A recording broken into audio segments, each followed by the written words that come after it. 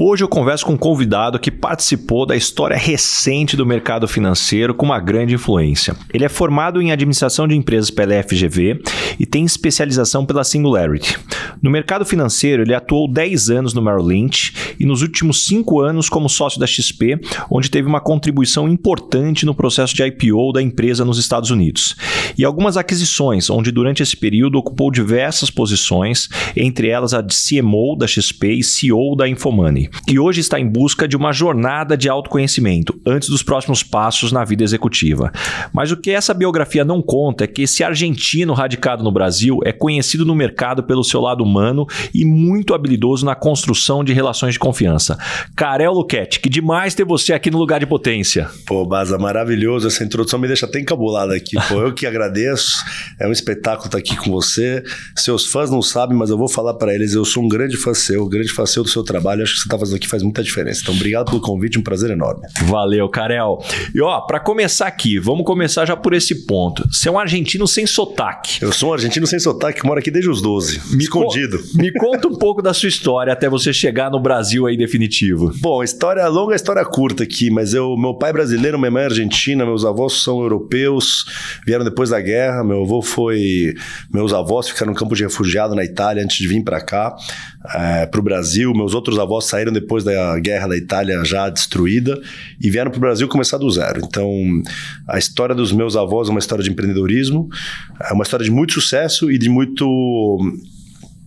perrengue. Eu vou dizer aqui uma palavra que não sei se eu posso usar, mas muito perrengue e muito sofrimento também, com os altos e baixos da América Latina, né, que a gente vive.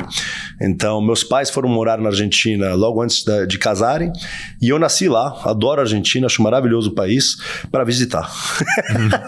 Lamentavelmente, a Argentina é uma economia complicadíssima, e graças a Deus, meus pais tomaram a decisão de vir para o Brasil, que é um país maravilhoso e do qual eu me considero cidadão. Eu conto para as pessoas que eu sou brasileiro, e assim, quem conhece argentinos, e acho que a maior parte conhece, é muito raro a argentino falar isso, mas eu torço pro Brasil na Copa. Torci muito até a gente perder na última, mas depois torci pra Argentina, porque é melhor do que os outros, né?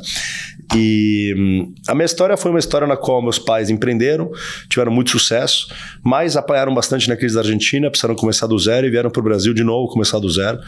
É uma história que me inspira muito, assim como a dos meus avós, e que me ensinou muito, muito cedo da importância do trabalho, da importância da dedicação, de cuidar das suas finanças, de cuidar do seu futuro e de dar valor às coisas, porque as coisas vão e vêm, e isso é muito real na minha história. E é legal pegar essa perspectiva, porque ainda muito novo, né? Você convivia aí entre, Brasil e Argentina. O que você notava de diferente, seja na questão cultural ou do que você se lembra realmente do dia a dia entre Brasil e Argentina?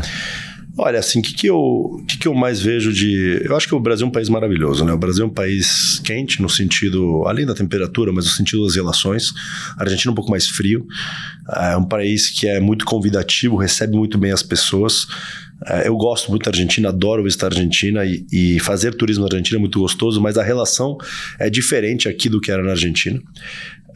E em termos de negócio, eu acho que o Brasil é um país que tem muita oportunidade. E nas minhas idas e vindas Brasil-Argentina, meus pais sempre foram muito transparentes comigo. Sempre, desde criança, quando a empresa estava com problemas, eles abriam o jogo pra gente. Financeiramente, eles também abriram o jogo pra gente desde sempre, do tipo, olha, estamos indo melhor, estamos indo pior, precisamos apertar o cinto, podemos nos tirar alguns gostos. Isso também foi muito importante na minha criação. Eu lembro de ter conversas com meus pais com 10 anos de idade, porque eu tinha menos do que 12, né? Morava na Argentina, com os meus pais falando da situação financeira da empresa endividada, da dificuldade que estava tendo com a crise da Argentina, das decisões que eles estão tendo que tomar de fechar uma fábrica, desinvestir, desacelerar uma operação, até o momento de tomar a decisão de vender a empresa, que foi uma venda elas por elas, entre tudo que a empresa tinha de desafios, e vir para o Brasil, dar a cara para bater e começar de novo. Então, eu acho que o Brasil tem uma oportunidade que pouquíssimos países do mundo têm. Uma cultura que permite crescimento. Eu acho que a gente tem uma oportunidade de mobilidade também no Brasil que a gente subestima, mas qualquer um pode crescer na vida. Obviamente que tem dificuldades e circunstâncias que facilitam ou complicam, né? Mas o Brasil é um país de muita oportunidade para mim. Diferente da Argentina, que além da economia, né, mas pelo tamanho do país, população 20% do que é a população brasileira, em termos de recursos, em termos de oportunidade de negócio, em termos de consumo interno, enfim. Então, eu acho muito interessante você trazer isso, porque o brasileiro, ele talvez tenha uma síndrome do cachorro vira-lata de sempre estar falando mal do Brasil, né? É difícil um brasileiro que fala, né, puxa, do Brasil de boca cheia, diferente de outros países. E eu, particularmente, sempre fui fascinado pelo Brasil, nasci no Brasil, nunca pensei em deixar do Brasil, apesar de ter tido muitos convites, mas eu vejo o que você trouxe sobre, primeiro, a mobilidade, a capacidade que você tem de ascender no Brasil é importante. Eu acho que também parte dessa ascensão, ela vem por necessidade. Pô, aqui no Brasil, se você não tiver uma capacidade, de conseguir ter capacidade de ter uma boa educação, uma boa saúde. Então, quando você nasce sem essas condições básicas, que talvez na Europa, né, é default, sim. Aqui você não correr atrás, infelizmente você vai ter dificuldades. Você tem a questão de tributação.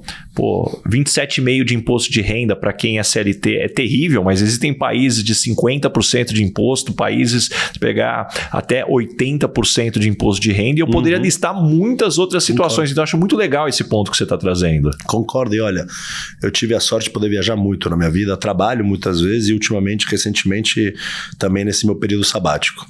Quanto mais eu viajo, mais eu conheço, mais orgulho eu tenho de ser brasileiro, mais certeza eu tenho do nosso potencial e mais eu incentivo as pessoas a darem a cara para bater e ir atrás, empreenderem, criarem negócio, porque o Brasil é um país do caralho. Não sei se eu posso falar isso no podcast, mas eu vou falar de qualquer jeito. Vai lá. Não, mas esse país é do caralho em todos os sentidos, né? A gente não tem grandes desastres naturais, a gente tem oportunidade em todo quanto é campo de negócio, em tudo quanto é indústria ou segmento. Natureza incrível. Eu viajo o mundo e vejo as pessoas viajando para a América Latina e pulando o Brasil. Me dá dor no coração. Então, acho que a gente tem muita coisa para fazer, tem muitos desafios no Brasil, gaps sociais gigantescos, e acho que tudo isso aqui, na verdade, se a gente olhar, é um copo meio cheio, não meio vazio, de oportunidade para a gente correr atrás, criar negócio e fazer acontecer, porque a gente é o país do futuro, eu realmente acredito nisso, apesar dos nossos... das interferências, dos ruídos. Sem entrar em conversa política, para não complicar demais. E falando agora em caminhos, quando você era mais novo, você já tinha familiares que trabalhavam no mercado financeiro, alguém que te influenciou? Bom, na verdade, eu dei a cara para bater, me joguei no mercado financeiro depois, assim, quase que às cegas, e a única pessoa que eu tinha uma referência era alguém que eu admirava, mas que era distante, chama Bubi, Bernardo Parnes, ele já foi CEO de várias instituições financeiras, incluindo a Merrill, tá? A Merrill foi meu primeiro emprego, eu trabalhei 10 anos lá, mas ele era amigo dos meus pais e eu tinha pouco contato com ele, de vez em quando eu vinha, encontrava e sempre admirei. Mas a verdade eu entrei na GV sem ter a mínima ideia do que ia fazer, e nos primeiros 2 anos de faculdade eu fui conhecendo gente que trabalhava no mercado financeiro, entendendo um pouco mais do que estava por trás do mercado financeiro, que é um mercado que te provoca tá cada vez mais atualizado, de se desafiar intelectualmente, onde você tem que correr atrás, tem que ser proativo, você tem uma oportunidade de crescimento na carreira muito rápido, um retorno financeiro que também me atraía, até pelo meu contexto, pelo histórico, de saber quão relevante era ter uma segurança financeira, e que me desafiava. Então eu gosto de desafio, gosto de me jogar, achei que não ia ser fácil, mas que eu talvez desse conta, e me joguei.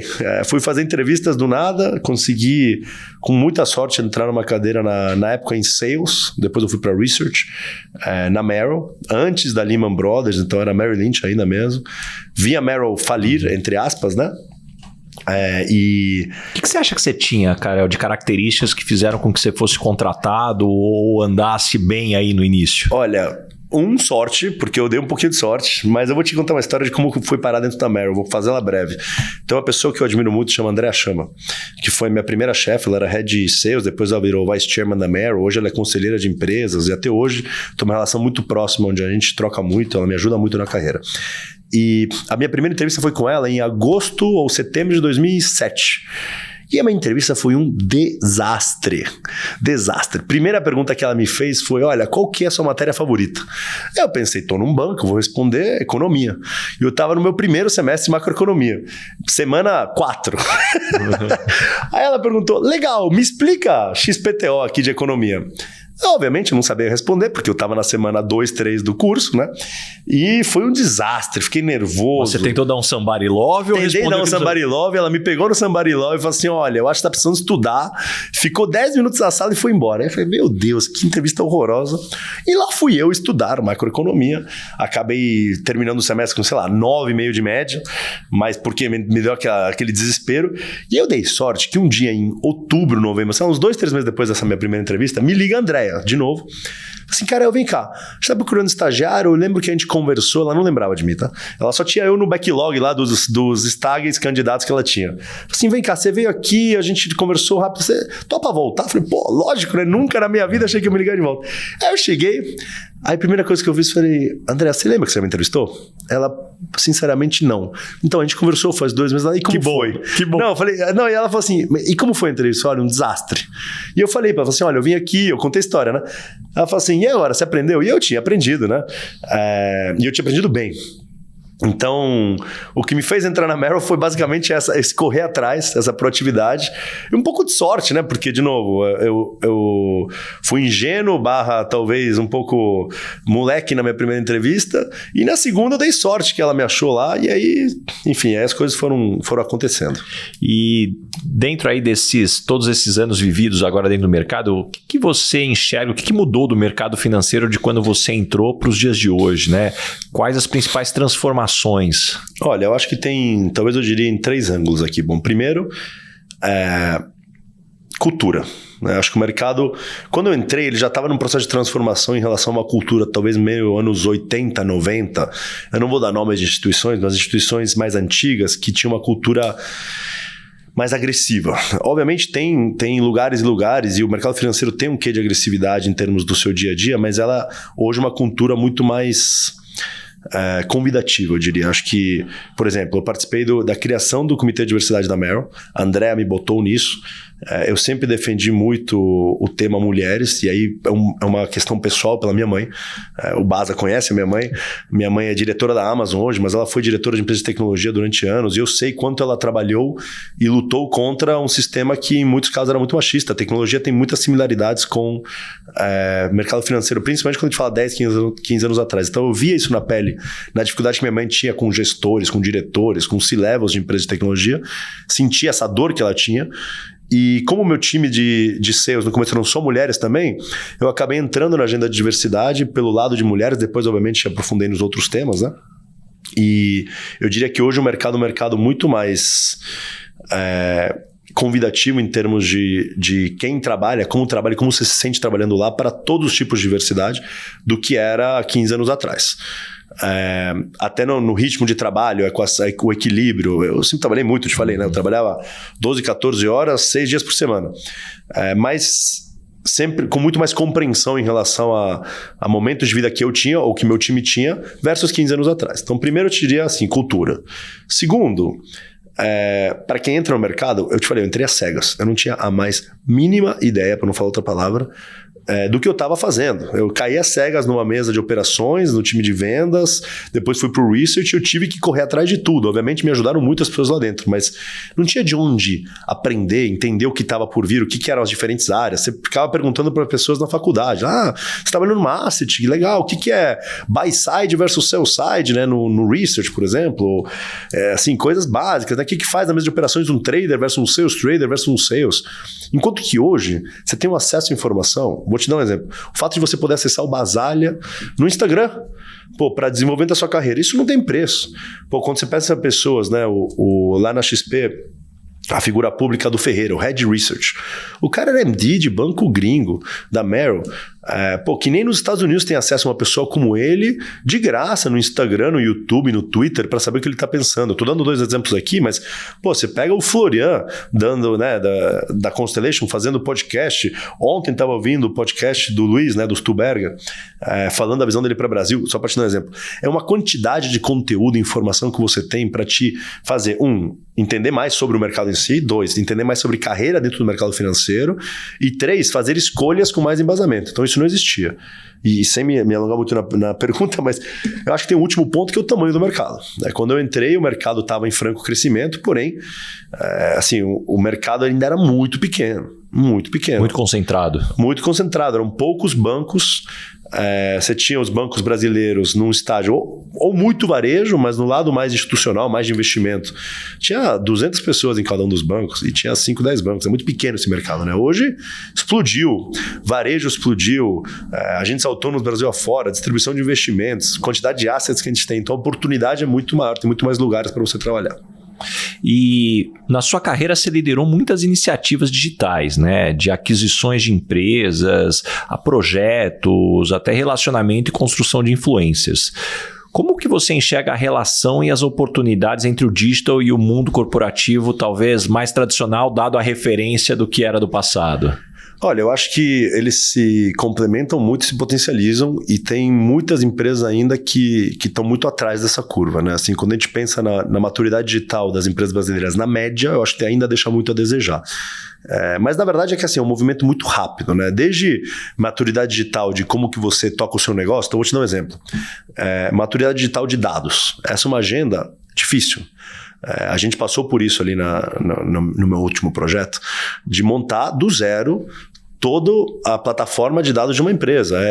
Você tem múltiplos databases espalhados em diferentes lakes, que não se... Porque assim, você pergunta para ele, fala, vocês têm lake? Temos lake. Mas quando você vai ver, tem 25 lakes que não se conversam em linguagens diferentes, dados de clientes espalhados em bases diferentes, você não consegue ter uma visão única do cliente, né? O lifetime value dele, aonde ele está, começa a churnar, não começa a churnar, só para te dar um exemplo. Então, acho que tem uma maturidade de dados ainda que...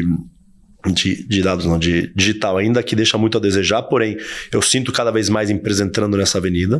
Eu acho que isso aqui retroalimenta seu negócio, te dá um conhecimento e uma visão da oportunidade, do potencial enorme, né? Então, de fato, acho que isso exponencializa o crescimento das empresas. E aí tem outro lado, assim, até de comunicação digital, de social, que poucas empresas ainda, principalmente, acho que o varejo entra bastante nisso, mas você sai do varejo, poucas ainda entram, que é um mundo novo, né? Assim, que é um mundo que, mesmo lá fora, né, de marketing de influência, vamos dizer assim, que ainda está sendo muito explorado pelas empresas, mas que tem cada vez mais potencial, e eu acho que dá para desdobrar ele para N ramos, principalmente pensando em business B2C, né? Com impactos muito relevantes. Você vê alguns cases, né, de grandes influencers, não vou dar nomes aqui, né, mas lá fora se atrelando como porta-vozes, ou como embaixadores, ou como sócios, né? Sei lá, podemos pegar aqui no Brasil a Anitta na Ambev, né? Um case, né? O Gustavo Lima com o Vermelhão, né? Também a bebida que eles fizeram. Assim, são cases que você abre novas avenidas de crescimento, novos produtos, coisas que exponencializam o crescimento e conectam com a audiência de uma forma muito diferente, né? Que hoje, a verdade é que cada vez mais as pessoas se identificam com pessoas e menos com empresas. Então, criar essa influência digital via um ecossistema de influências, menor ou maior, dependendo do que você faz, eu acho que ele tem impacto também muito relevante. Achei legal que você ter falado sobre pessoas, né, se relacionam, confiam em pessoas, porque olhando talvez num contexto histórico, eu vejo que essa é a essência do ser humano. Quando a gente olha lá atrás, antes de existir os meios de comunicação, os transportes com toda a estrutura para navegar em grandes distâncias, basicamente qualquer comércio não conseguia atuar num raio maior do que 50, 60, talvez 100 quilômetros, né? Você pensando aí no período das carroças, então você conhecia cada comerciante e confiava nele. À medida que você tem o desenvolvimento, né, de rotas marítimas, meios de comunicação, você começa a ter as large corporations, as grandes corporações, aonde você começa a não conseguir mais confiar numa pessoa, porque você não conhecia mais lá, então você começa a confiar em marcas. Perfeito. Só que hoje eu vejo um declínio na confiança de instituições, seja empresa, estado, religião, mas as pessoas continuam a confiar em pessoas. Então eu acho que a gente está resgatando a nossa essência. Você pode falar, puxa, aquela religião, ela tem muita gente, tem, mas pode ter certeza que tem um líder ali que puxa. A mesma coisa funciona para um estado, a mesma coisa funciona para uma empresa, e aí esses meios digitais trazem um impacto que a gente hoje vê o potencial para negócios. Cara, assim, eu concordo muito, e eu acho que isso tem um equilíbrio. Para mim, o equilíbrio ótimo é quando os dois lados, né, vamos dizer, a instituição e a figura pública se retroalimentam. Então, a figura pública dá a cara para bater e dá, de certa forma, autoridade para a instituição. Então, ela assina embaixo da instituição e isso tem um valor muito grande para a audiência, mas a instituição também reforça o valor e o posicionamento da figura pública. Então, você estar atrelado a essa instituição, o ponto ótimo é quando a instituição aporta para o influencer ou a figura pública e a figura pública aporta para a instituição e as coisas se retroalimentam e se potencializam.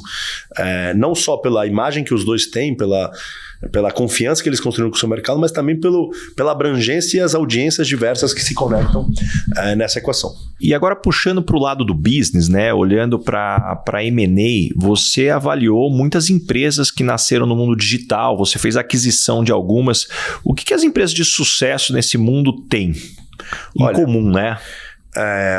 Bom, primeiro, para mim, assim, em todos os M&As que eu liderei ou todos que eu participei de alguma forma, o grande diferencial, e nem todos foram de sucesso, né? Assim, nem todos chegaram ou tiveram um resultado que a gente imaginou que iam ter no começo. E para mim o maior diferencial em retrospectiva e que cada vez ficou mais claro, sempre foi quem eram os sócios, né? Quem estava por trás do negócio, as pessoas que estavam por trás do negócio. Então eu já vi negócios incríveis com as pessoas erradas. Isso não quer dizer que elas eram ruins, mas né, que não eram as pessoas ideais para esse momento da empresa. Não serem tudo que poderiam ser. E eu já vi negócios que eu tinha questionamentos irem muito além do que eu imaginava por conta das pessoas. Então, primeiro, pessoas, né? Quem é o empreendedor que está por trás dessa empresa, qual que é a visão dele, quanto ele motiva as pessoas, quanto ele tem um sonho grande, quanto ele é eficiente no planejamento e na execução, quanto ele engaja os times e assim por diante. E o segundo ponto, ou talvez para botar mais 2 pontos, é a agilidade que essa empresa tem. Né, e teve ao longo do tempo para fazer guinadas, porque você sabe disso muito bem, não vai ser uma linha reta, você vai ter passos para trás, às vezes vão ser grandes, e quem no final das contas cruza essa linha de chegada ela não existe, né, mas vai tendo sucesso nessa jornada, é quem arrebentações. Sabe... Exatamente, boa, gostei dessa palavra, quem vai cruzando essas arrebentações que vem, porque vão vir muitas, é quem consegue ajustar a rota rápida, quem consegue ter humildade para enxergar os erros rápido, quem não se apega, quem não, obviamente você tem que reconhecer os ganhos e as perdas, mas quem não leva para o pessoal, quem teve erros e consegue de uma forma rápida entender onde errou, corrigir rota e voltar, ajustar o plano e voltar a correr atrás da execução. Quem tem essa combinação de pessoas boas com essa agilidade e humildade, eu acho que, na média, tende a se diferenciar e ter mais sucesso. E quais os maiores aprendizados que você teve ao participar do processo de IPO de uma empresa brasileira nos Estados Unidos? Olha, bom, primeiro foi uma experiência incrível ter feito parte do time que fez o roadshow, né, do IPO. Éramos 6, né, num momento que o Brasil estava explodindo no bom sentido. Na época, nossa empresa estava também na crista da onda, foi maravilhoso, uma oportunidade incrível. E acho que assim, primeiro, né, vender Brasil. Um pouco até naquele primeiro ponto. Vender Brasil dá um orgulho enorme. Trazer pessoas para investir no Brasil e fazer eles acreditarem no nosso país, no nosso potencial e no nosso negócio também. E ver pessoas que acreditam no seu potencial também te retroalimenta. Acho que isso se aplica para o M&A, mas também para o IPO, se aplica para o M&A, se aplica para uma rodada de captação quando você é uma startup. Esse processo de roadshow ele é sempre muito cansativo, porque você está muito tenso, você tem pouca visibilidade do resultado, mesmo naquele momento que a gente estava, no auge, voando, com demandas. Quando você fala do roadshow, você vai fazer a apresentação para buscar investidor. Me dá uma ideia de quantas reuniões você faz, aí fala com quantas pessoas. Foram 4 roadshows para fazer o IPO. O que é o roadshow? São basicamente 7 a 10 dias no qual você vai basicamente Estados Unidos e Europa, que é onde está o grosso do dinheiro, mas principalmente Estados Unidos. Você faz entre 8 e 10 reuniões por dia, começando entre 7 e meia e 8 da manhã, acabando 9 horas da noite em várias cidades. Então, são, 2 dias em Nova York, um dia em Boston, um dia em Chicago, pega o voo overnight para ir para Los Angeles, /São Francisco, que tem um pool de investidores grandes lá. Eventualmente, pega o avião para ir para a Europa, faz 1, 2 dias de reunião e volta para Nova York para o encerramento do roadshow. Esse é o último, né? Mas você tem provavelmente umas 2, 3 rodadas antes disso para ir construindo, né, o book, né? Ou seja, o portfólio de investidores que vão acabar investindo na nossa empresa e comprando as ações nesse momento inicial de lançamento delas, que é o IPO. E as reuniões são mais ou menos iguais ou mudam muito? Olha, eu já fiz todo tipo de roadshow. Já fiz roadshow como analista de research, ou seja, para vender as minhas ideias sobre o Brasil, falar o que eu achava do futuro do Brasil, da economia, da estratégia e, né, do IPO. O IPO... Todas têm um certo script que é você contar sobre a empresa. Então, eu diria que metade da reunião é sempre muito parecida. Mas aí você pega pessoas totalmente diferentes. A gente teve a oportunidade de sentar com os melhores investidores do mundo, né? E pessoas que fazem perguntas. Às vezes você entra com uma pessoa que já conhece mais a empresa, que acompanha mais de perto a história e que quer entrar no detalhe dos financials, ou das projeções que você está trazendo. Enquanto que tem outra pessoa que pensa, né, que tem outro estilo de gestão muito diferente, que vai entrar fundo na cultura, em como você recruta pessoas, em como que você desenha estratégia a longo prazo. Então, eu te diria que não tem uma fórmula de bolo no roadshow. Metade, obviamente, tem um scriptzinho que é o que você quer contar, né? Uhum. É a história que você está vendendo naquele momento, mas a outra metade depende muito de quem está do outro lado. Então, é muito tenso, é muito intenso. E... ao mesmo tempo que é muito intenso, é muito gratificante. Acho que uma das sensações mais incríveis que eu tive na vida foi quando a gente precificou o IPO e a ação subiu 30% no primeiro dia. E não sou eu, né? Todo o time que estava lá, toda a liderança, diretoria da empresa, os principais sócios, assim, me dá arrepio até de ver isso, porque foi um dia incrível. E o mercado financeiro, Karel, comparado a outros mercados, é um mercado que paga razoavelmente acima da média. Por outro lado, ele é conhecido por muitos como uma máquina de moer carne. Você concorda com essa visão? Como é que você enxerga esse ponto? Olha, máquina de moer carne, eu acho que talvez seja uma palavra talvez um pouco intensa e talvez já foi em algum momento da história, mas eu vou te dizer de uma forma transparente, não tem free lunch, né? Não tem almoço de graça. Tudo uma questão de risco-retorno, investimento-retorno. Então, obviamente, quando você... exige das pessoas trabalhar 10, 12, 14 horas por dia e às vezes finais de semana, um nível de dedicação está intenso, também tem que remunerar acima da média. Não tem segredo. Assim como quando você escolhe trabalhar 6, 8 horas por dia, você pode estar abdicando de alguma remuneração dessa equação. Mas eu não acho que é preto no branco. Primeiro porque eu não acho que necessariamente retorno e eficiência no trabalho sejam horas trabalhadas. Mas eu também não me engano que dependendo da intensidade, do scope e da abrangência que você estiver fazendo, vai demandar sim X horas trabalhadas por dia e não vai ter como muito fugir disso.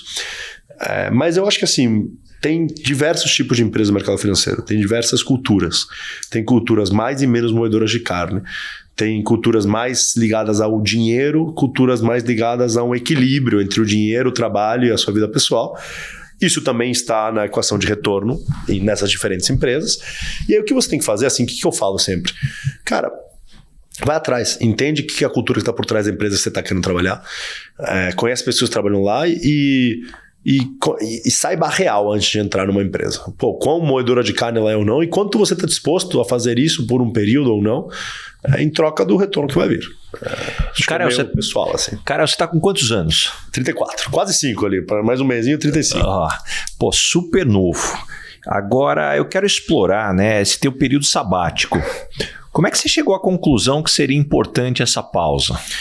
Olha, acho que assim, um pouco do ponto que você falou sobre eu ser super novo, né? Eu tive muita sorte que eu estava no lugar certo, na hora certa, e eu consegui linkar os pontos certos para ter um sucesso relativamente cedo. E eu não digo isso com arrogância, eu digo isso como uma reflexão que eu faço. Então, quando eu decidi que estava na hora de encarar um próximo ciclo, eu também decidi que ter uma pausa nesse período ia ser importante para mim. Ia ser importante para refletir, para colocar as coisas em perspectivas e para, de fato, pensar no que vai ser o meu próximo projeto, né? Assim, eu não penso em trabalhos, eu penso em projetos de vida. Eu vi meus últimos 2 projetos, eu tive 10 anos na Merrill e 5 anos na XP. Os 5 anos da XP pareceram 20, de tanta coisa que aconteceu, tanta coisa que a gente fez. Mas são ciclos, né? E para mim, os 2 foram um projeto de vida. Até a hora que eu entendi e decidi que não eram mais o meu projeto de vida. Então, eu achei que tirar um sabático ia me ajudar a pôr as coisas em perspectiva, baixar um pouco a temperatura e me deixar pensar com calma no que eu quero que seja um próximo projeto de vida, em vários aspectos, né? Em termos de cultura da empresa com a qual eu quero me alinhar, se é mais empreender ou mais executivo, qual que é o propósito, o que é meu papel nessa empresa, que é o legado que eu quero deixar e o que é importante para mim. Acho que essa é um pouquinho das provocações ali. E antes da gente entrar no período sabático que eu vou querer explorar, acho que baixado aí a pressão e olhando para a tua história até agora, qual que é o lado positivo e o lado negativo de ter chegado tão cedo, né, no topo da pirâmide do mundo corporativo? Olha, vou começar pelo lado negativo, porque tudo tem prós e contras, né? Eu estive em cadeiras muito grandes muito cedo. E isso te faz ter que correr atrás. Né? Tem que correr atrás de falta de vivência e experiência. Né? Então, e isso na XP assim, era muito característico, porque a gente estava numa fase de crescimento tão exponencial que você acabava tendo que ter mais responsabilidades mais cedo, e não sou eu, muita gente, né? Então, um dos grandes desafios que a gente tinha era como fazer para ajudar a treinar estes líderes nos seus diferentes níveis, né? Para as cadeiras nas quais eles se encontravam, que às vezes eles ainda não estavam prontos para. Então, você tinha um grande desafio que era, bom, primeiro, manter o pé no chão, né? Porque é fácil subir a cabeça, e eu vi muita gente né, que sobe a cabeça em várias empresas, tá? Não estou falando só da nossa. Mas você tem que ter humildade, manter o pé no chão, saber que você ainda tem muita coisa para desenvolver e correr atrás, porque tem gaps. Eu cheguei a ter 600, 700 pessoas dentro das diferentes áreas que eu liderava. Um desafio de gestão, assim, enorme, né? Como eu fui de ter um time de 4 pessoas na Merrill para de repente ter um time de 20 que eu já achava gigantesco, para em um ano ter um time de 100 e de repente ter 600. Assim, meu Deus, uma loucura. Então, desafio de gestão exponencial. Desafio de conhecimento de causa mesmo, nas diferentes áreas que eu tive que assumir em momentos diferentes, com mais ou menos maturidade. Então, talvez eu diria, o maior desafio foi correr atrás do gap que eu tinha, seja um gap de gestão, de liderança, seja técnico de conhecimento e de maturidade e vivência para tomar de decisão no nível de diretoria executiva se leva de uma empresa, das 10 maiores empresas do mercado financeiro brasileiro. Então, diria que esse é o lado do desafio, e o lado positivo me permitiu ter um crescimento muito cedo, que eu aprendi muita coisa. Então, assim, eu tive muita sorte de poder participar de tudo isso. Acho que o meu aprendizado todo esse período foi exponencial. E eu consegui viver coisas que muita gente só vive aos 40, 50. O que me dá um preparo e uma base para, enfim, para minhas próximas fases, que eu acho que pouca gente tem a oportunidade de ter tido. E, de novo, eu não digo isso com arrogância, eu digo isso como uma parte da reflexão que eu tive nesses últimos meses até. Eu tive uma sorte gigantesca para participar disso. Eu consegui manter o pé no chão, eu tentei absorver o máximo que eu podia, e eu acho que isso me traz uma bagagem para, enfim, seguir encarando a vida e os desafios que vão vir diferente. O ponto que você trouxe eu concordo bastante. Eu acabei aqui na Page, eu me tornei diretor aos 30 anos de idade, eu entrei no board da companhia com 32. E algo que para mim foi muito importante foi ter tido acesso a isso tudo, a viver isso tudo cedo e ver que eu gostava e eu quero. Perfeito. Porque eu acho que muitas vezes as pessoas criam no imaginário, poxa, quero ser diretor, quero participar do board, quero ser CEO, mas sem entender a realidade. Perfeito. E aí trabalha uma parte importante da vida para chegar lá, e depois a hora que chega fala, pô, mas é isso? Olha, eu assino embaixo disso, e acho que se aplica também ao empreendedorismo. Querendo ou não, assim, na XP a gente tinha uma visão muito empreendedora, muito intraempreendedora, e muita gente idealiza, né? O que é ser um C-level, ou um board member, ou um diretor executivo, ou um empreendedor. Porque o que você vê normalmente da porta para fora é a parte bonita. O que você não sabe é o que está por trás disso. É o esforço que isso exige. Físico, mental, psicológico. Eu cheguei muito perto, mas muito perto de burnout algumas vezes nessa minha jornada intensa. E eu tive muita sorte que na época eu tive muito apoio dos meus sócios também para respirar, assim como a gente teve que apoiar muitos outros sócios. Mas assim, essas idas e vindas, a intensidade que tem, não só de horas, porque horas você aguenta, mas o psicológico, o nível de pressão, as decisões que você tem que tomar, decisões duríssimas de encerrar uma operação, desligar a gente, desmontar um projeto, cancelar um M&A, né? Quase dar certo, muito errado, muito rápido, as coisas indo e voltando. Então essa intensidade que está por trás das câmeras, vamos dizer assim, porque as câmeras normalmente só mostram a parte bonita, É uma vivência que não tem preço e que te faz realmente entender, pô, o que eu quero. E eu concordo com você. Me fez pensar muito. Falei, pô, legal. O que eu gosto, o que eu não gosto, e o que eu acho que é importante, o que eu acho que também não é importante, para botar em perspectiva para o futuro. E agora puxando aqui para esse período sabático, aí são quase 5 meses aí desde então, desde a tua saída. Pois é, passa voando. O que você fez até agora? Olha, eu decidi tirar um sabático em 3 etapas. A primeira, que foi... Bom, eu botei alguns desafios no meio do caminho, tá? Mas vamos lá. A primeira etapa foi África. Eu queria fazer trabalho voluntário. Eu sempre quis conhecer a África, eu não conhecia a África ainda. Eu viajei muito, já tinha ido muitas vezes à Ásia, Oriente Médio algumas vezes, Europa, Estados Unidos, bastante, mas eu nunca tinha ido para a África e eu tinha uma vontade enorme de conhecer um continente maravilhoso, mas um continente com muitos desafios, né? E eu decidi fazer isso via um trabalho social. Trabalhei com crianças, trabalhei no orfanato, trabalhei ajudando com construção, fiquei uns 20 dias fazendo voluntariado. E a minha ideia era pôr as coisas em perspectiva. Meus valores, o que é importante na vida. E aí quando você vê a situação que algumas pessoas têm lá, que a gente também entende isso no Brasil, mas lá numa intensidade exponencial, numa escala gigantesca, ao mesmo tempo que é muito triste, também é muito feliz e gratificante ver o dia a dia de pessoas que às vezes não têm nada e conseguem ser felizes, ter valores fortes, trabalhar pelo próximo. Você vê pessoas que não têm nada voluntariando e ajudando o outro, mesmo quando elas não têm muito o que dar a não ser, sei lá, carinho, amor e horas delas, né? Então eu queria nessa primeira fase botar um pouco em perspectiva o que eu sou, o que eu valorizo e o que eu quero deixar de legado. E a África foi um espetáculo. Assim, eu acho que eu aprendi muito mais que eu devolvi lá. Depois eu fiz o Kilimanjaro, subi o Kilimanjaro, que foi ótimo, porque foi logo depois do voluntariado. Então foram 5 dias, era para ser 8, mas eu sou ansioso. Então acabei fazendo um ritmo um pouquinho mais intenso. Consegui chegar no cume e foram 5 dias eu comigo mesmo, né? Porque você tá lá escalando 6, 7 horas por dia, trekking, né?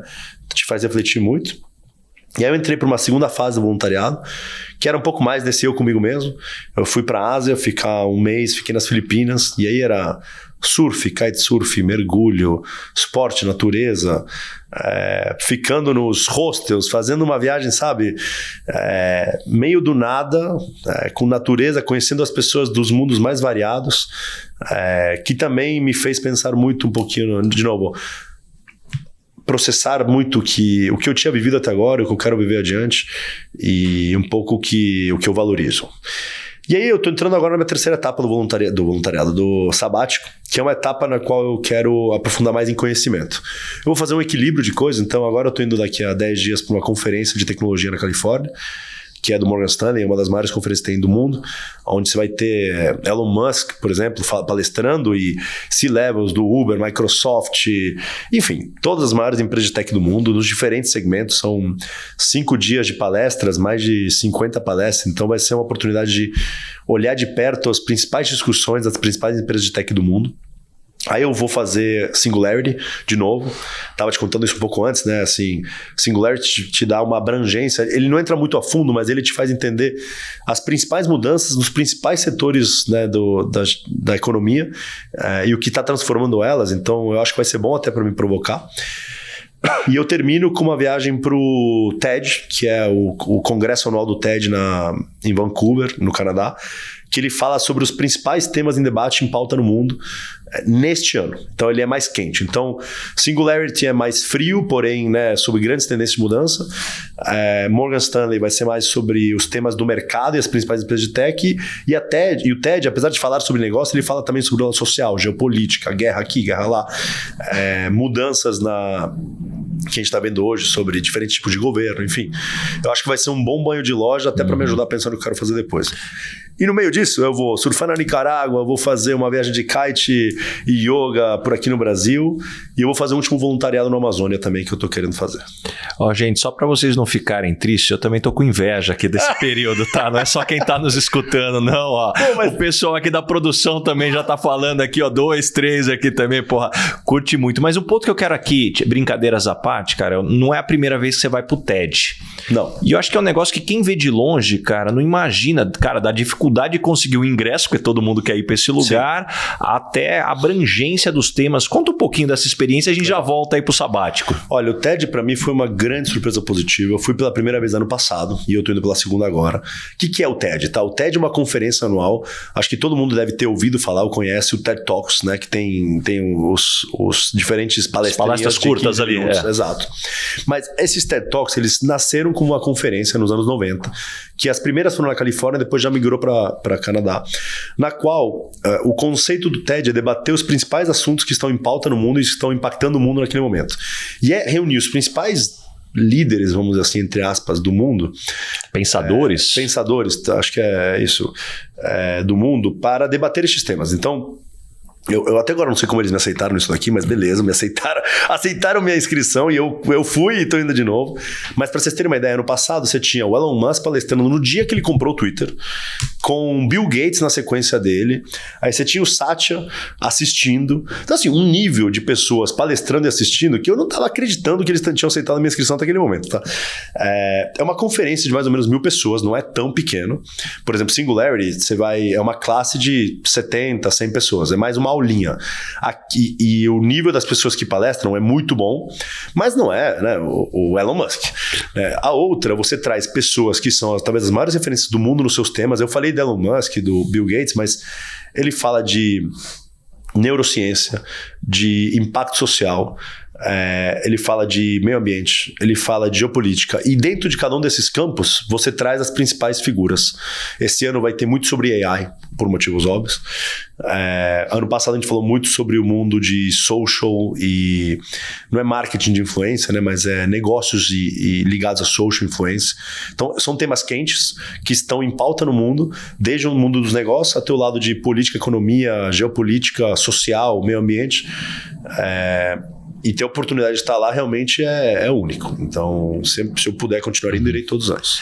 E voltando aqui pro sabático, Karel, das experiências aí, você comentou, puxa, do tempo na África, Kilimanjaro, Ásia e o que você está fazendo agora. Até o momento, quais os principais insights de vida que você já teve agora durante esse período? Insights de vida, mas também profissionais aí. O que você pode compartilhar aqui? Olha, eu acho que assim, vamos primeiro pelo lado pessoal, né? Acho que me fez valorizar muito tudo que eu tenho sorte de ter conquistado e que eu tenho. Estar na África, ver a situação de pessoas, ver como elas são felizes, como elas encaram a vida nos seus diferentes momentos e desafios. Vou te dar uma história muito rápida aqui para não tomar muito tempo, mas no meu segundo ou terceiro dia eu estava preparando como se fosse uma aulinha, que eu ia fazer um teatrinho com as crianças, maravilhoso. Todo dia eu mudava de classe, né? Eram crianças de 4 a 10 anos, então incrível. Estava preparando um teatrinho para eles e eu fiquei no recreio, entre aspas, escrevendo na lousa o que eles iam precisar depois copiar, corrigir e aí a gente fazia o teatrinho. Tudo isso eu aprendi na marra, né? Tinha uma professora lá americana que me ensinou o que ela fazia, porque no primeiro dia eu estava rezando para que as crianças sobrevivam, né? Porque é um desespero. Por sinal, muito, muito impressionante o trabalho dos professores depois de viver isso. E aí as crianças foram pegar o chá pra mim, que tinha um chazinho no intervalo, e elas, né, te amam, né, porque você tá lá, elas vêm trazer o chazinho e me trouxeram 4 fatias de pão de forma. Eu já tinha tomado café e eu perguntei na maior inocência para as 20, 25 crianças que estavam na minha sala quem queria uma fatia de pão, e todas levantaram a mão com uma intensidade que era como se eu estivesse dando o maior chocolate da história para elas, e eram 4 fatias de pão branco secas.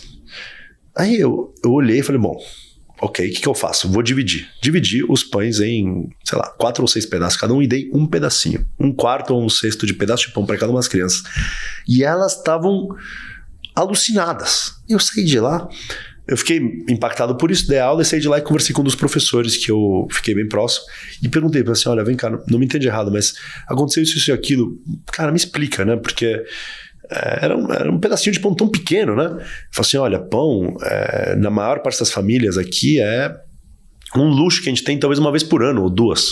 Por isso que os professores tinham no intervalo pão e eles davam tanto valor para isso que eu não entendia também. E o valor que as crianças estavam dando para 1/4 de uma fatia de pão. Então, esse tipo de coisa te faz pensar muito no que é importante, né? Os valores materiais, o que é importante e não é importante. Obviamente, eu não me engano, eu sei da necessidade de algumas... de de ter um patrimônio e de ter uma segurança financeira, acho que isso é super importante. Você tem que pagar o colégio das crianças, tem que ter segurança alimentar, mas o quanto é importante e quanto coisas superficiais são importantes na vida, acho que me fez pensar muito nisso. É o que eu, ao longo dos últimos 5, 10 anos, fui deixando cada vez mais de lado, mas lá talvez foi, sabe, o ápice de, ok, isso não é importante. Então, tem um lado pessoal muito importante do que eu acho importante, o que eu valorizo, o que eu quero valorizar adiante. Antes de entrar no próximo ponto, só algo que eu não queria deixar escapar. Puxa, o que você está trazendo aqui, eu tive a oportunidade de visitar a África, tanto a África do Sul quanto a Namíbia, e não dá para falar de situações como essa sem falar de privilégios. Exato. Porque às vezes quando a gente fala de privilégios, assim, aquele papo é de esquerdista, de direita, para mim tem um papo que é muito claro, loteria da vida. Loteria da vida. Loteria da vida. Cara, você nasceu em um determinado lugar, cara, você pode ser o cara mais inteligente do mundo, você pode ser a pessoa mais capaz do mundo, você não vai ter capacidade de explorar o que você traz de dentro. E eu acho que é importante trazer isso eu aprendi com o Léo Siqueira, ele falou uma reflexão que eu achei animal. Ele falou assim, para você avaliar um país do ponto de oportunidades, toda vez que você pega um cara como um Bill Gates, um Elon Musk que a gente estava citando aqui, a gente pergunta, nesse país específico que você está pensando nele, ele teria condições de construir o que ele construiu? Essa é a primeira pergunta. E a segunda que eu achei animal é, ele teria incentivos para isso? E eu achei assim uma reflexão muito legal mesmo, que de novo isso tem nada a ver com esquerda, com direita, isso daqui tem a ver com a gente pensar o mundo, as oportunidades que a gente tem aqui da loteria da vida. Eu concordo, e é por isso que eu te digo que assim, uma das maiores reflexões, talvez a maior para mim, foi ser muito grato a tudo que eu tive na vida, que eu tive sorte de nascer tendo, e que eu tive sorte da oportunidade de construir. E essas coisas se amarram, né? Então, é isso, a loteria da vida, ao longo da sua vida, ela vai ser muito importante. Onde você nasceu, as oportunidades que você teve e outras sortes que você vai dando no meio do caminho, porque faz parte, né? E o que eu acho legal de falar de privilégios, isso não tira o mérito, né? Porque as pessoas às vezes confundem, não, mas privilégio quer dizer que eu não tenho... Não, você tem todo o mérito. Eu acho que o ponto é só reconhecer que sim, olha, por ter tido essa condição, isso me traz uma oportunidade gigantesca que eu soube aproveitar, porque tá cheio de gente também que teve a oportunidade e não sabe aproveitar. Então acho que é importante colocar isso. Mas eu te cortei, você ia falar do profissional ali também. Não, mas antes de entrar no profissional, só para entrar nesse seu ponto rapidinho também, eu acho que é importante ter consciência do privilégio que a gente teve, tem e vai continuar tendo, para pensar em como que você consegue retribuir e ajudar pessoas que talvez não tenham esse privilégio. Porque eu acho que a gente tem um papel sim. Acho que a partir do ponto que você passa uma certa arrebentação de segurança financeira, de carreira, né, de sucesso, você tem que pensar sim em um papel que você tem e o retorno que você vai ter para a sociedade. Esse retorno pode ser por meio do negócio que você tem, mas também tem impactos sociais e projetos que você pode e deve promover. E aí cada um tem o seu ângulo. Tem gente que é mais ligada ao meio ambiente, tem gente que é mais ligado a social, pessoas, crianças, enfim, pessoas com algum tipo de desafio de mobilidade, assim por diante. Acho que tem muitas formas que você pode ajudar, mas ter essa consciência do privilégio que você teve e o quanto isso te ajudou, sem tirar nenhum mérito, eu acho que é muito importante para você pensar em como você vai retribuir.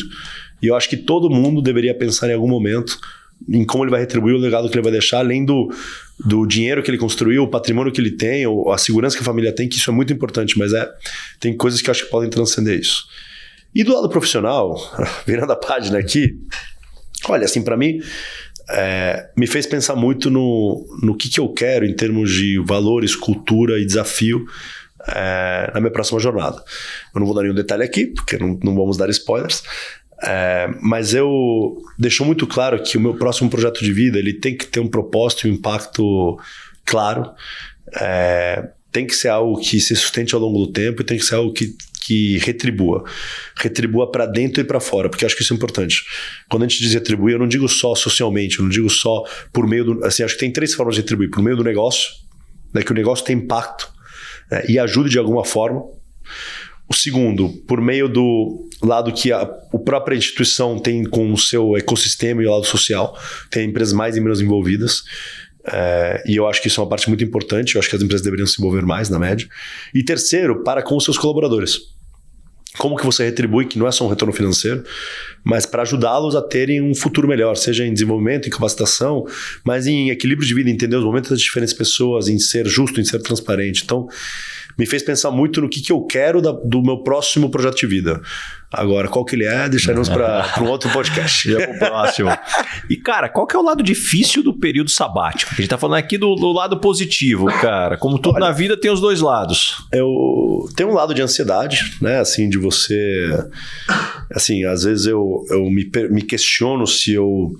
Né, se eu não viajo demais, eu não estou, sei lá, perdendo tempo, mas sinceramente e assim, não me entende errado nisso, mas acho que eu consegui criar um plano que apazigua isso, porque vira e mexe, passei 1 ou 2 semanas mais no estilo mais férias, mas logo depois eu já estava dando a cara para bater em alguma coisa que me desafiava e me trazia um retorno, um questionamento, uma provocação mais profunda.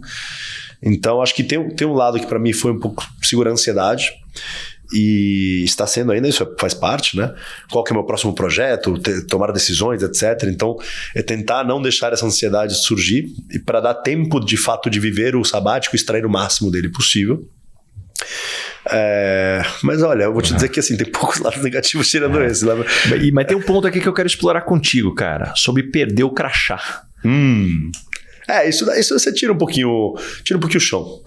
Né, assim, porque o crachá, a gente tem que reconhecer que ele te traz privilégio, já que a gente tá falando disso. Muito. Te traz acesso, te traz muita coisa. Muito. E por mais que você seja uma pessoa, um pé no chão, né, pô, é aquele primeiro impacto. Deixa eu, no mínimo, começar a dividir o que era do crachá e o que é meu aqui nesse momento. Não, perfeito. E assim, eu vou te dizer, eu tive sorte de poder ter um processo para me desvencilhar do crachá. Eu misturava muito o que eu era com que você estava. Onde eu estava. Misturava muito, muito. E eu me dou muito. Então é uma característica minha. Eu me jogo de cabeça, eu visto a camisa e principalmente quando eu acredito muito, e eu acreditei muito, eu me jogo e eu faço o máximo para fazer disso ser um sucesso. Então eu misturo muito o que é vida pessoal, profissional e quem eu sou na carreira com quem eu sou pessoalmente. Mas eu tive 1 ano, que foi um processo de entender que eu estava na hora de encarar meu próximo ciclo, que me permitiu ir tirando o crachá aos poucos e separando o que era o crachá e o que era o carel.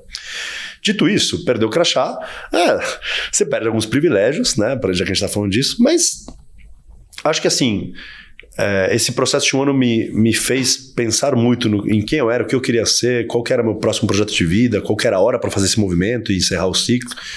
E eu tive sorte de poder lidar isso com calma. Tem gente que às vezes é forçado a fazer isso um pouco mais rápido. Você pega de surpresa. Você pega de surpresa e eu imagino que isso seja um choque. Né? E eu digo imagino porque eu tive sorte de não ser tão, né, um processo tão de ruptura, mas... E até de separar quem é a pessoa que continua respondendo suas mensagens do WhatsApp e as pessoas que pararam de responder. Que isso acontece com qualquer pessoa quando ela deixa o crachá. Total.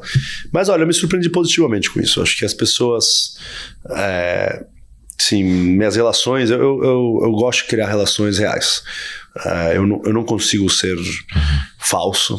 Obviamente você tem relações profissionais que não necessariamente, né, às vezes são o que são, mas eu sinto e eu sei as relações que eu tenho com mais profundidade. Eu tento sempre ser justo nas minhas transações, sei lá, nos M&As que eu fiz, nos movimentos mais duros, decisões mais duras que eu tive que tomar, eu sempre tentei eu sempre me ponho do outro lado. Por exemplo, eu nunca extraí o máximo de um suco numa equação, porque eu sei que a relação são relações de longo prazo. Vou te dar um exemplo, você está comprando uma empresa ou encerrando um negócio, às vezes você está numa posição de vantagem, mas essa posição de vantagem ela vai e volta, né? Às vezes você é o Davi, às vezes você é o Golias, né? Numa negociação, numa situação, e eu acredito que no médio prazo, se você, óbvio, né? Você tem que buscar o melhor interesse para sua companhia, mas tem um ponto ótimo, que você talvez force um pouquinho a barra, o retorno marginal ele não vai mudar o jogo, mas você vai criar uma ruptura de uma relação que você ganhou um pouco mais nessa, mas você vai deixar de ganhar com esta pessoa. Uma coisa que eu aprendi com meu pai, né? Quem bate esquece, quem apanha lembra, né? Isso é uma coisa, cara, para a vida corporativa também vale muito. É isso, assim, eu sempre tentei chegar no ponto ótimo da equação. Óbvio, né? Você busca o interesse da empresa pela qual você representa, trabalha, é sócio, e maximizar o retorno, mas tem um ponto ótimo. Às vezes você sabe, fala assim, olha, se eu espremer, eu acho que eu tiro mais 5% aqui. Mas esses 5% vai custar caro depois. Vão romper totalmente a relação com essa pessoa. Então, se essa pessoa daqui a 2, 3, 4, 5 anos, né, estiver fazendo algo no qual queira participar, queira ajudar, ou ela possa me ajudar, ela não vai entrar. Então, eu sempre tentei fazer negócio dessa forma. Eu acredito que no médio prazo é o melhor.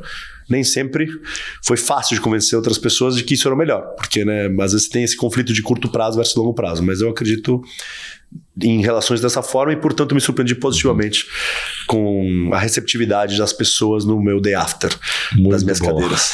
E, Karel, chegamos agora no momento Headhunter. Qual que é a pergunta que você sempre faz nas entrevistas para contratar alguém para o seu time? Vamos lá. Olha, eu entrevistei muita gente. Cheguei a times muito grandes e todos em grau de maturidade, vamos dizer assim, ainda inicial. Então a gente construiu muito time nas minhas diferentes etapas, diferentes cadeiras. A primeira coisa que eu faço é conhecer quem está por trás da câmera, vamos dizer assim. Então, primeiro é uma pergunta mais... eu não diria uma pergunta pessoal, mas mais sobre quem é o Basaglia que está na minha frente. Quais são os valores dele, qual a família dele, qual que é o histórico dele, antes de falar de carreira, né? Porque eu acho que uma parte importante do sucesso das equipes é o que está por trás, são as pessoas, né? Então eu quero conhecer a pessoa, primeiro ponto. Segundo ponto, eu tento entrar no maior desafio que a pessoa tenha vivido, pessoal, profissionalmente, e deixar ela me contar como ela superou este desafio. Para entender um pouco da forma de pensar, do approach para os negócios, para a vida e assim por diante. E talvez o terceiro... acho que vou voltar 4. O terceiro um pouquinho sobre valores. Quais são os valores mais importantes que esta pessoa valoriza, não para ela, mas para o líder que ela quer ter, para entender um pouco como ela pensa em termos de negócio, de gestão. E aí eu sempre peço referência de pelo menos 2, mas talvez 3 pessoas que ela possa me abrir, né? Que tenham sido gestor, time ou par. Idealmente um de cada. Para poder, né, de fato, desmascarar isso daqui. Mas, obviamente, também depende com quem você está falando. Né? Você está entrevistando um C-level, acho que uma conversa muito mais... Porque quando você entrevista alguém que você já sabe o histórico... não é sobre a capacidade. É né? isso. Eu estou entrevistando alguém que já foi CEO de business, que eu sei história, não preciso perguntar para ele o que ele fez. Eu sei história, eu consigo conversar com ele e pessoas que vão me dar referência dele. Então eu foco muito mais no quem é a pessoa e os valores que ela tem do que o lado profissional. Se eu estou conversando com alguém para uma vaga um pouquinho mais, vamos dizer assim, sei lá, um nível 7, 8, né? Um analista, enfim, um nível mais básico. Aí eu falo um pouquinho para ele me contar um pouco do que ele fez na carreira. Sim. Então, acho que depende um pouquinho do nível, né? Mas passa pelo lado pessoal, pelo lado do desafio e pelo lado de referências / valores. E bate pronto, que tipo de pessoa não dá certo trabalhando com você? Pessoas individualistas. Assim, eu tenho um approach que é muito one team, one dream. Obviamente, né, principalmente trabalhando no mercado financeiro, você tem que administrar egos e ambições, mas acho que ser ambicioso e ser team player pode e deve andar de mão dada. Eu acho que a ambição certa é uma ambição que maximiza o ponto ótimo entre o seu crescimento e o crescimento do seu time. E é muito fácil se perder nisso. E tem muitas empresas no mercado financeiro que não necessariamente, né, vão nessa linha. Então, comigo, pessoas que são pró-time, que vão abrir mão de alguma coisa que pode até impactar elas diretamente, mas que é o melhor para o time, para a empresa. E não é fácil fazer isso, é muito fácil falar, mas não é fácil fazer isso. Para mim, são as pessoas que vão dar certo, que você sabe que está tomando a decisão pelo, entre aspas, bem maior. Obviamente que todo mundo tem seus interesses e não é uma linha reta, mas é isso. Pessoas individualistas e que não conseguem trabalhar em equipe não funcionam comigo. E quando as pessoas não gostam de você, normalmente qual é o motivo? Olha, eu acho que assim, na vida corporativa, assim como na vida pessoal, você não vai ter só amigos, né? E você vai ter que tomar decisões difíceis que nem sempre vão beneficiar todo mundo. Aliás, que muitas vezes, a maior parte das vezes, não vão beneficiar todo mundo. Só que eu tento ser transparente. Então, quando eu desligo alguém, eu já tive que desligar muita gente, ou quando eu remunero alguém diferente de outra pessoa, e é algo que eu sempre tive muito dentro de mim, pela minha criação e pela minha vivência, minha experiência e algumas referências que eu tive. Por exemplo, na Merrill eu tive um chefe espetacular, que é um dos gestores da Dália, hoje que é uma asset bem grande no Brasil, que é o Felipe Hirai. Então assim, sempre que eu remunero alguém diferente, e essa pessoa ela pode ficar possessa comigo, mas eu vou falar exatamente por quê. O excesso de transparência talvez doa, mas ele é pro bem. Então eu vou te falar, olha, Basa, é o seguinte, você vai ganhar 50 pau de PLR ou de bônus. Pô, mas não sei quem ganhou 75, sim. Mas não sei quem ganhou 75 pelo motivo A, B, C, D. Dito isso, pô, o seu 50 tá aqui, essa foi a sua avaliação, esses são os pontos a melhorar, eu vou te ajudar a trabalhar em cima dele. Então, pode ser que tenha gente que não goste de mim pelo meu excesso de transparência em algum momento, e eu não me arrependo disso.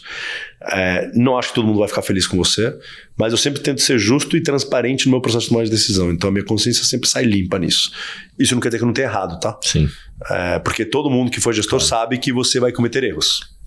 E faz parte também admiti-los. E também, assim, eu vejo uma coisa quando a gente fala de erros, existe a diferença de problemas e dilemas, né? Problema tem certo e errado. Dilemas não tem certo e errado. Tem caminhos, você tem que escolher um e depois você vai ver se ali funcionou. Então, acho que é um pouco da vida do gestor. E o que você gostaria de perguntar para o Baza Headhunter? Para o Baza Headhunter... Pô, vou te devolver 2 das perguntas que você fez aqui para mim. A primeira é, quais são as 3 perguntas que você faz para um executivo quando você está entrevistando ele? Adorei essa pergunta e acho que ninguém melhor do que você para responder isso. E vamos responder essa e eu te falo a segunda depois. Vamos lá. Acho que a primeira delas, algumas das perguntas, o pessoal já me viu falando, mas eu gosto de reforçar aqui. Primeiro, quando as pessoas não gostam de você, normalmente qual é o motivo? Eu quero saber quanto que essa pessoa se percebe no ambiente.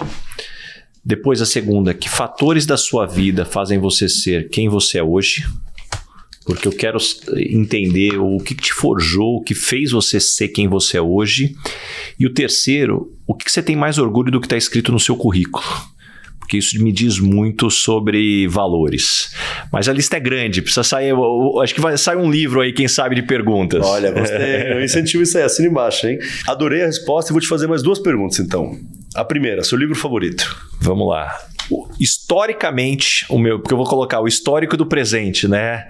Do histórico, sem dúvida nenhuma, como fazer amigos e influenciar pessoas. Tá na minha Cara, lista. eu sou... minha criação extremamente introvertido, formação técnica, eu não tinha a menor noção do que era relacionamento humano, de conexões, e esse livro abriu minha cabeça para muita coisa. E o livro do momento, que eu estou lendo pela terceira vez, hoje eu estou lendo ele, que é o Princípios do Ray Dalio. Adoro, incrível como cada vez que você lê o livro parece que cai fichas diferentes, porque você está vivendo coisas novas. Então acho que esses 2 aí eu coloco aí sem dúvida nenhuma na lista do must read. Todo mundo tem que ler. Pô, demais, demais. Eu vou te falar 2 que eu gosto também, vou botar na sua lista ali também. Os seus, eu li o Princípios, o outro tá na minha lista, não li ele ainda. 12 Rules for Life, do Jordan Peterson. Li ano passado, já reli ele e eu dei de Natal para todo mundo que eu conheço. Eu não tô brincando, eu vou ser o maior comprador de livros do Jordan Peterson dos últimos pelo menos 6 meses. Não, eu comprei acho que 25 livros, dei para todo mundo. E o outro, que é o Endurance, que é do Shackleton. Essa história, assim... Essa história é animal, né? De arrepiar. É uma história de superação, de liderança, de sucesso. Complete a frase. Eu sou esquisito por quê? Eu sou esquisito porque, vamos lá, eu sou uma contradição ambulante. Eu adoro comer, eu adoro esporte, eu adoro uma vida saudável, mas eu gosto de beber uma cervejinha, eu gosto de viajar, mas eu trabalho como se fosse louco, então eu sou uma pessoa esquisita. Sou hiperativo, mas gosto de fazer yoga, então eu sou cheio de contradições. Adorei. Mas eu acho que elas se equilibram entre si, entendeu? Exatamente, cara. O Yin Yang aí, cara. Exato, mas nos extremos você não tem noção, Baza. E qual o maior perrengue ou situação engraçada que você já passou no mundo corporativo? Olha, vou te contar 2 aqui. Recente, entre aspas, né? 2 anos atrás, no IPO da empresa. A gente estava no final do roadshow. Cara, uma tensão desesperadora, porque a gente não sabia se ia precificar no preço que a gente queria. E o book estava alto, mas não tinha alguns investidores estratégicos. Então, estamos naquela tensão, de repente... trava as costas do nosso líder e aí nos vemos numa sala de reunião no meio de Nova York a 2 horas de ir pro pricing com a gente em pé em cima das costas dele para destravar as costas, uma mistura de tensão com risada e, pô, graças a Deus deu tudo certo, precificou IPO, saiu tudo bem, mas foi aquele assim, vontade de chorar com vontade de chorar de rir. E uma outra, a gente tava num processo de M&A de uma empresa que a gente acabou não comprando, uma empresa da América Latina, falava espanhol, não vou dar nomes aqui para não afunilar mais. E Eu entro na reunião, isso era meu mês 2, 3 na empresa, então me chamaram porque eu basicamente falava espanhol e português, né? E eu era um dos poucos que misturava essas duas coisas. Ninguém falava inglês na reunião, nenhum dos dois lados conseguia se comunicar no inglês e se entender. De repente eu vejo um lado falando em portunhol, o outro lado falando em espaport, sei lá como falar isso. Ou seja, um tava falando em português, outro em espanhol. Um falava A, o outro respondia Z, uma conversa de maluco. Eu cheguei lá e falei, galera, vamos lá.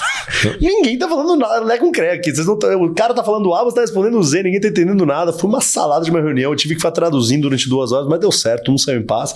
Acabamos não fazendo M&A, mas foi pro bem e todo mundo saiu em paz. Adorei a história, demais. E caminhando agora pro final, Karel, o nome desse podcast é Lugar de Potência. Qual que é o seu lugar de potência? Que tipo de situação e ambiente pode jogar que você brilha? Olha, eu gosto de desafios que me tiram da minha zona de conforto. Eu gosto de construir time. Eu gosto de sonhar grande. Então, para mim, um lugar que tem um sonho grande, um baita de um desafio e uma missão para atingir e uma necessidade de construir time e unir elas para um propósito único é onde eu acho que eu me dou bastante bem. Adorei. E uma verdade que as pessoas não costumam dizer e, na sua opinião, é fundamental para se ter sucesso? Vai ter muito dias mais duros do que dias bons. E não vai ser fácil.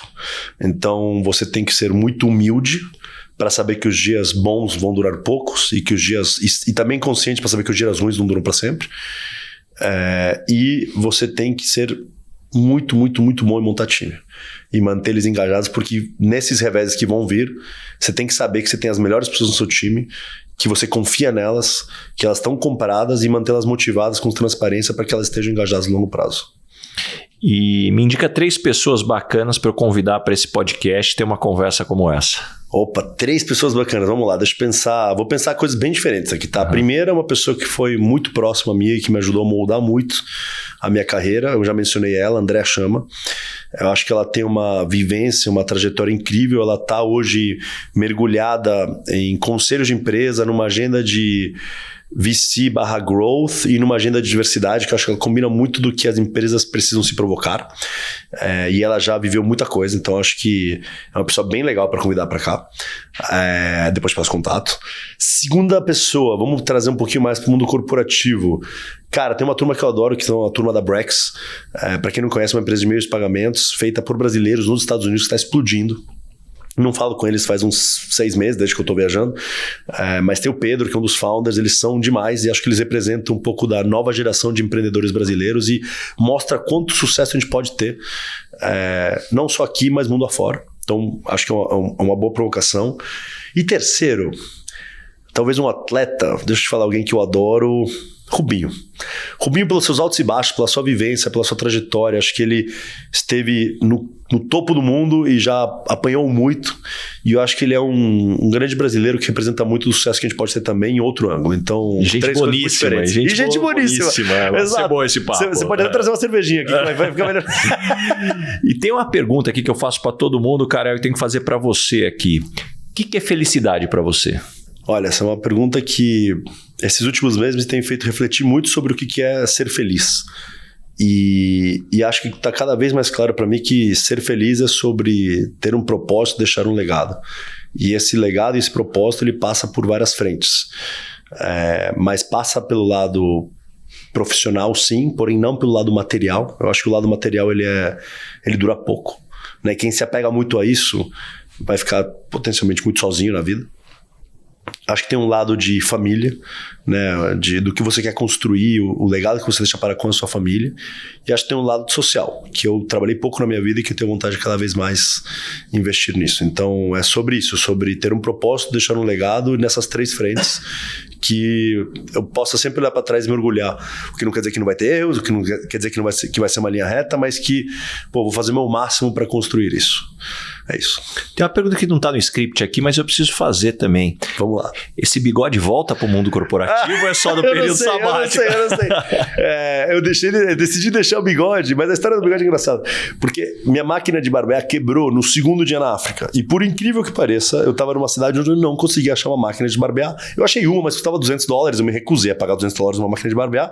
Então minha barba cresceu durante um mês na África. Só que chegou um dia que eu não aguentava mais.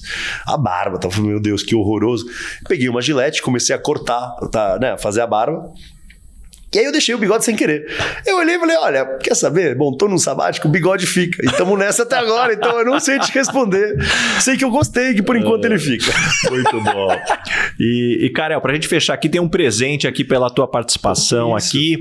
Um óculos da Lacoste. É um presente da Marchon, um grande parceiro. Eles são fabricantes e distribuidores dos óculos da Lacoste aqui no Brasil. Eles estão sempre com a gente, presenteando os convidados. Eles dão uma stalkeada ali no perfil lá do convidado aí. Pô, acho que acertaram aí contigo, cara. Pronto, porra, muito bom, ficou ótimo. Maravilhoso, Baza, muitíssimo obrigado. E Karel, pra gente fechar aqui, como é que as pessoas te encontram? Que projetos que vem pela frente do que você pode falar até agora? Olha, é muito fácil me achar. Me acha no Instagram, Karel_Luketic, manda mensagem, eu respondo praticamente todas, pra não dizer todas, o mais rápido que eu consigo, a não ser que eu esteja no meio da Ásia ou África, algum lugar assim. E eu adoro ajudar, então assim, muita gente me procura com dúvidas de carreira, dúvidas de momento, de vida, pensando em como pode ajudar do lado social e em como se desenvolver ali, às vezes no mercado financeiro ou fora. Então é fácil de me acessar, tem o Instagram, manda mensagem, eu respondo assim que puder, e se eu puder, o que eu puder fazer para ajudar, eu farei com muito prazer. Puxa, cara, muito obrigado mesmo por abrir tua agenda aqui, pô, tanta coisa que você Não, mas porra, cara, te pegar aqui em São Paulo não foi fácil aí. Tenho certeza que todo mundo que escutou até aqui, cara, saiu com páginas e páginas de anotações, muitos insights mesmo, cara. Muito obrigado. Eu que agradeço, Baza, foi maravilhoso, uma honra, um prazer estar aqui com você hoje. Valeu. Abraço.